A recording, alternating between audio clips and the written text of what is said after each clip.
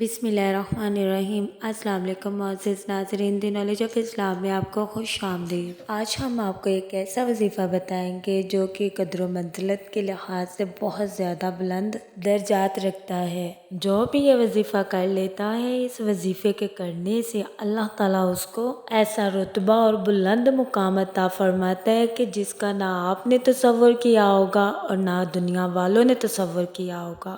اس وظیفے کو پڑھنے والے کو اللہ رب العزت فرش سے اٹھا کر عرش پہ بٹھا دیتا ہے اور ایسی بلندی اور تخت و تاج عطا کرتا ہے اپنے بندے کو، ایسی بلندی جیسی کہ جنید جمشید نے اس وظیفے کی بدولت سے پائی۔ خدا جب اپنے بندے کو نوازنے پر آتا ہے تو بے پناہ رحمتوں سے نوازتا ہے۔ اگر آپ بھی چاہتے ہیں کہ آپ کا بھی دنیا میں ایک مقام و عزت و مرتبہ ہو تو آپ کو چاہیے کہ جمعے کے دن نماز مغرب کے بعد اول آخر درود ابراہیمی کے ساتھ 41 مرتبہ یا معزو، صرف آپ نے یہ 41 مرتبہ پڑھنا ہے، اور پڑھنا بھی آپ نے جمعے کے دن نماز مغرب کے بعد ہے۔ دیکھنے میں وظیفہ تو یہ بہت چھوٹا سا ہے، لیکن اللہ تعالیٰ نے اس وظیفے کے پڑھنے والے کو رتبہ بہت بڑا عطا فرمایا ہے۔ یہ وظیفہ انڈین فلم سٹار ثنا خان نے بھی کیا ہے، اور اللہ تعالیٰ نے ثنا خان کو